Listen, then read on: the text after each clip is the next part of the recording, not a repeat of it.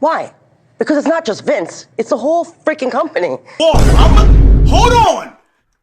No. Stephanie McMahon, like father, like daughter? Is she just as guilty as her pops? Or is she a victim?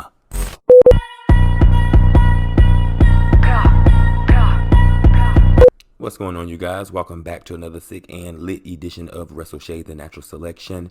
We're back in the building, still on the train down the Vince McMahon family rabbit hole, bitch, okay? And I thought it would be a great episode today to talk about the Ashley Massaro case, the allegations, what's been going on, and it's very, very funny that Stephanie McMahon's name has come up in these allegations. So this is going to be another one of those ones. Be okay, grab your drinks, grab your popcorn, grab your blunt. Okay, it's time to get into the shade and the drama of it all. At this point, I'm really ready to take the entire McMahon family to tribal court. Okay. I'm ready to take them to tribal court. Okay, Vince, Linda, Stephanie, Shane, the grandkids, okay, the top wrestlers that they held near and dear, The Undertaker, Stone Cold, John Cena, The Rock. I'm ready to take everybody to court, okay? And we're ready to take them to tribal court, okay? Okay, so just to give everybody a little backdrop of what and who we're talking about here, okay? Ashley Massaro, WWE Diva Search winner, okay? Playboy cover exclusive, okay? She appeared on Smallville TV show. She first appeared on WWE in 2005. Like I said, she was a Diva Search winner. Left the company in 2008. She had a very, very short run, very, very short time in WWE. In 2016, she joined a class action lawsuit against the WWE with allegations of neurological neglect, okay? Injuries that she sustained in the ring, saying that she prematurely got cleared, okay? She had her cast taken off of her wrist, her arm, before it was actually healed. She was put in crazy predicaments and crazy situations, okay? Battling with depression and also having that lawsuit dropped later on. Sadly, in 2019, the wrestling world received news that Ashley Massaro was found unalived in her NYC home. Okay, so within that initial class action lawsuit, there was other tidbits within the lawsuit that really didn't have anything with importance to do with what was going on then, but those things are important now somehow. I really don't even get that. But anywho, there was an affidavit included in her lawsuit that had some initial claims.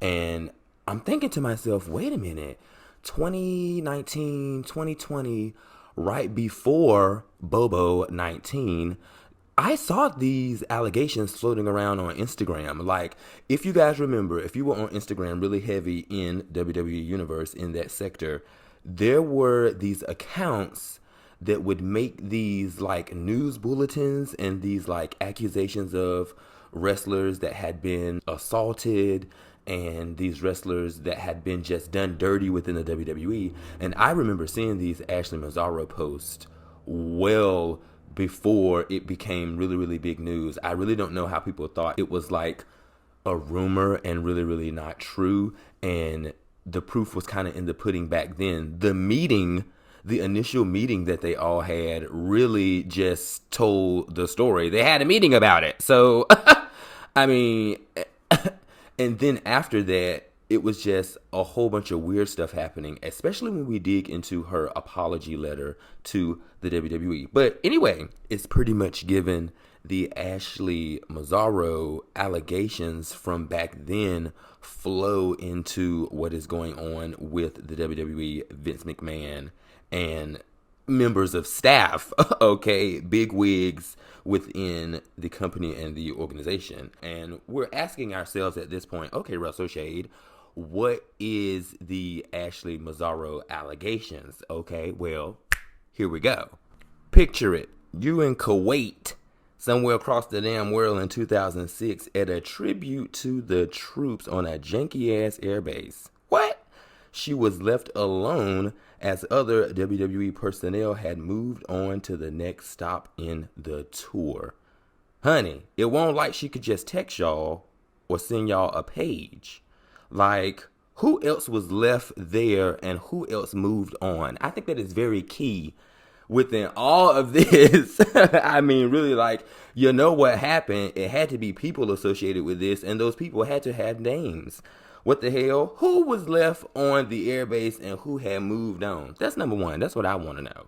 But anyway, while left alone on the base, Ashley described how a man told her that he was a doctor and gave her a IV drip of some unknown substance because she had been complaining about migraines, just being off her game, you know, not being able to focus, blase, blase, blah. Come to find out that was probably either painkillers or some type of crazy ass steroid that they was giving her. You gotta be kidding! The substance made her unable to move physically. She could still hear what was going on. She could still see what was going on, but physically she was unable to like move her body, and it had her like mildly paralyzed to the point where she was even unable to scream after receiving this IV drip. Okay, she was moved from one place to another room that was clearly not a medical room or like a medical treatment room. She claimed that there was a female soldier, listen to a female soldier that was in on it, and this is happening to a female girl. Where's the solidarity? Okay, where is standing up with your women? Anyway, she claimed that there was a female soldier that guarded the door while the attack took place. Okay, so it's given the doctor, the person that was dressing up as a doctor. I wonder if he was acting as a WWE doctor. Anyway, the person that was posing as a doctor did the duty while a female soldier guarded the door. How many other people was in this room? I've heard different stories, and other stories claim that there were other people in this room as well. Female soldier guards the door. I guess it's hours that goes by, and Ashley was found by another WWE member of personnel. So this lets you know that some left and some stayed, but they still ain't really gave no names as to who these personnels were. Ashley told this personnel, what happened, and there was a meeting scheduled between Ashley, Vince, Kevin Dunn, John Laurinaitis, and other bigwigs and management of WWE. So it's given pretty much after all of this had happened to Ashley, she was found. And of course, you found in this condition, you're really still unable to probably walk or get up or anything. You're in total shock. You know what happened to you, but you really can't explain it right then and there. You know, somebody comes to the rescue and save you. And then once you tell your people who allegedly got your back what happens, they tell you not to really say anything. Let's dig into the story. The sad part is nothing really came from the meeting that Ashley had with Vince and the rest of the bigwigs, okay? It was stated that her accusations and her allegations were minimized and downplayed. Vince told her not to go public with the allegations, okay? It seemed as if there was already a meeting had after she was initially found, okay? And this meeting was just a filler meeting, okay? And it was alleged that actually before the initial meeting, she had a pre-meeting, a smaller meeting with Stephanie McMahon, and Stephanie also in that meeting told her not to go public. So it's really given they're wanting to cover this up. I mean, that's just, I mean, really, upon them saying too that they wanted to keep a good relationship image with the U.S. military. In 2006, WWE superstar Ashley Massaro was allegedly drugged and raped by multiple U.S. servicemen while on a trip to Kuwait. She claimed that she told Vince McMahon and other executives at the WWE, but that they covered it up and asked her to as well. In 2019, she took her own life, but her best friend, Cara Papilla, says that Massaro told her all about the allegations back then and the alleged cover-up. And Kara joins me now for this exclusive interview. Like, everything is kind of adding up at this point. Everything is kind of looking to be very, very true. In 2019, WWE gave a public statement about Ashley's claim, and bitch, you guessed it, okay? They totally played her, trying to make it seem like nothing happened. They weren't notified about this. If they were, they would have come to Ashley's aid, blah, blah, blah, blah, blah, blah. But very funny that Ashley here came out with a apology letter, an apology statement to WWE before her passing, and it's just given, she totally like took everything back and said that a lawyer put her up to it and put her up to getting on the whole lawsuit bandwagon. And it's just like, sis, it's giving you were maybe threatened, okay, and you were maybe harassed in that regard to not say anything. So this apology letter was just kind of lame to me. I mean, it really didn't even make no sense after you go through all of that. And for me, it just gave threatened. Okay, how do you go from this happened to me to sorry guys, won't happen again? So it's giving, girl, boom. I mean, like, what? Okay, right there, boom. Is this why Stephanie has not been seen in the past 2-3 years, bitch? I mean, this is still very, very fresh news. We're in 2024. A lot of this stuff happened 2016, 17, 18, 19. Linda and Stephanie were very much still a part of the company, whether if you saw them on TV or whether if they played a part in the background, okay, filling out paperwork, bitch, and taking out the trash. Yeah. You think Linda would do all these interviews back in the day with Vince and know about the Sable scandals and know about the Trish Stratus and know about all of these other women, but not know about this and not have nothing to say about this and not take no action against this? Specifically, many times when she would be crying to me because Vince was propositioning her to fly on the jet with them. Like Kevin Dunn, Bucktooth Bucky would be telling her that she has to fly on the jet with them, and knocking on her door and, you know, trying to get her to answer. And it's just like, I'm shocked this Vince stuff is just now coming out. I mean, it, you know. Please go look up some of my other videos, bitch, about Linda and Vince.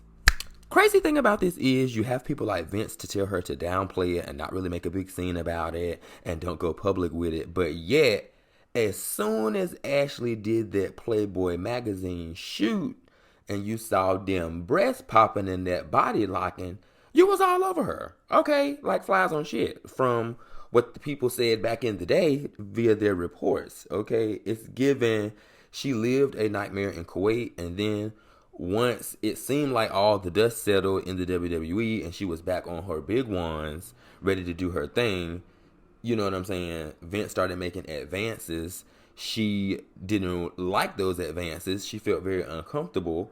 And she just pretty much gave, no, I'm not, you know, doing this. It was alleged that Vince tried to get her in his hotel room. She was offered to fly and did fly on private jets. She had other wrestling bigwigs try to tell her and to coerce her that she was going to have to spend time with Vince and fly with him and do all these private things. And she really was not comfortable with that. And so when she expressed that, it was given, that was a downfall of her character on WWE, and that was given, it was the beginning of her exit out of the WWE. It went from creative handling her scripts and creative handling her promos to Vince personally handling her promos. And other divas from back in the day have come out and said similar things, okay, when it came to their characters, their in-ring work, promos, or whatever. So this is a key thing that the girls knew from back in the day, that once Vince got a hold of your ish, if you didn't put out, you know, you was about to get kicked out. So things are adding up. I think we're able to put a few pieces of the puzzle together, bitch, via all these different allegations and all these different stories. Coming truth, coming to light. So, you made it this far in the video and you're still saying to yourselves, okay, What does Stephanie McMahon have to do with the Massaro allegations? Okay, well, you guys, literally about 4 days ago, one of Ashley's good Judies, one of her good girlfriends, okay, Karia Pepa, excuse me if I'm butchering that, I'm truly sorry, but she had a sit-down interview on News Nation talking about grape allegations, WWE, Vince McMahon, and her friend Ashley Massaro, okay? And surprisingly, she mentioned Stephanie McMahon as one of the ones that were in these meetings that knew about what happened to Ashley, but did not say anything about it. She spoke with Vince McMahon many times. Vince had his daughter, Stephanie McMahon, take his place because she was a female, a woman, and to make Ashley comfortable, and they just played with her. They play with her because everything that Stephanie had made her feel comfortable, safe. And they still like formulate this machine to deny and or deflect these allegations. I mean, it's the whole Rolodex of allegations that women have out there when it comes to Vince and other higher ups in the business. So with that being said, you guys, I would love to hear and know what you guys think about this whole situation, the case, the WWE's involvement, them knowing the military base, and why no names ain't been brought up, okay, why we have not had more intel, okay, why the results of the investigation and or the autopsy or any of that has not been revealed to the public. Like, it's a lot still going on. Me personally, when it comes to the whole Stephanie McMahon thing, it's just given the storylines that she did back in the day, her dad having her do these crazy storylines, you know, even to the point where she had to deny some of these storylines and say, no, I'm not doing that. Okay, Linda knowing. Then you have all these other allegations within the WWE, her disappearance from TV, stepping down, coming back, daddy coming back. You know what I'm saying? Him just not really giving the business to Stephanie and or Shane and or Linda. You know, the whole TKO thing just kind of coming out of nowhere, and them having to, like I said, and like I'm always saying, do damage control to try to brand and give a better image to the WWE, and them trying to wipe away all of the stuff now with all of these other allegations coming forth, making old allegations resurface. It's just like, like, it was a crazy era back then, the whole diva search, the casting couch, you know what I'm saying? Then you got Pat Patterson with the Ring Boys and all of that. It's like Vince has been around for all of that. Linda has been around for all of that, okay, period. And you got a lot of people out here in these threads and on these comments saying, oh, well, we love Shane. We so glad that he went against the company. We so glad that he is not really a part of it. Please, okay.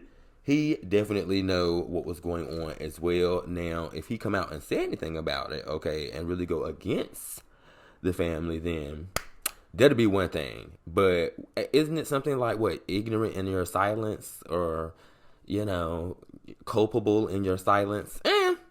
Anyway, hit me up in the comment section below. Don't forget to like, share, and subscribe to the channel. Hit that bell notification to be updated and notified on when I upload more content such as this. And I will see you guys in the next one.